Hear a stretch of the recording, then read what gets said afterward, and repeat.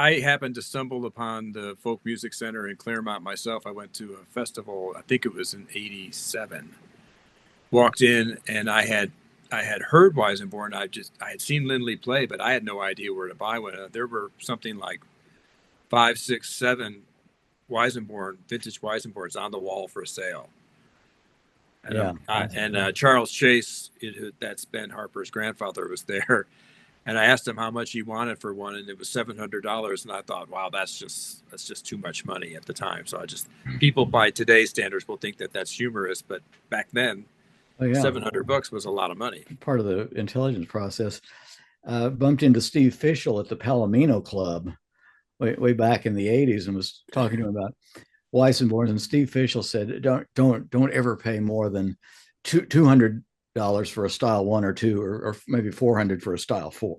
Because he's trying to keep the price down. But that was the intelligence back then in the late '80s. Who knew it would go where it's gone?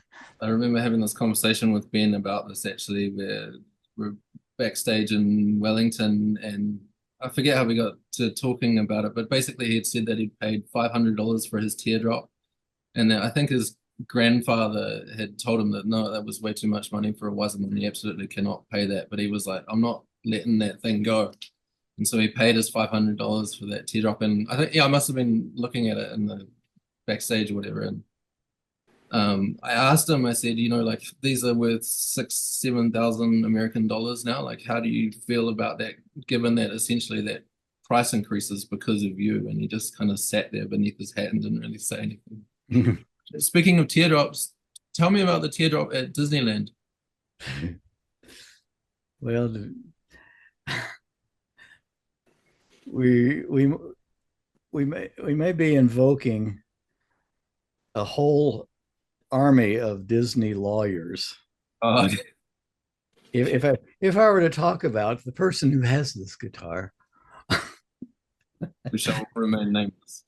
it's let's just say let's see, this would be non-incriminating. At one point, Disney dressed the Pirates of the Caribbean ride, the Skeleton Grotto, in other words, the bar, and they've redressed it a couple of times since this time I know about.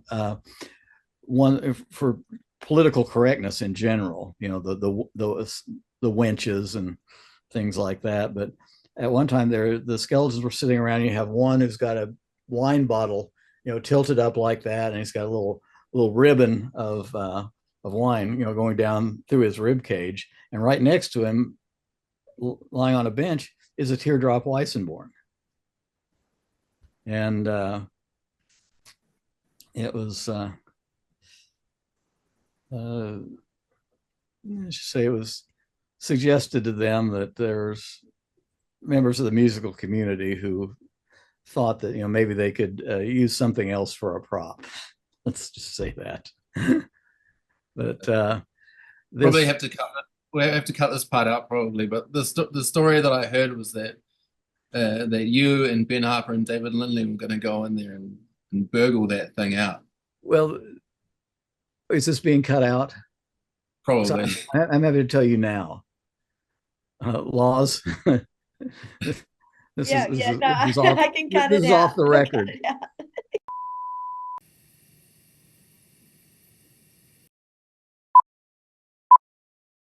Yeah. I love the story. I love the story, by the way. Yeah. That's the kind of it's the kind of stuff you can't make that stuff up. It's I've heard a lot of great guitar chasing stories, and I'll put it in the top three. Yeah.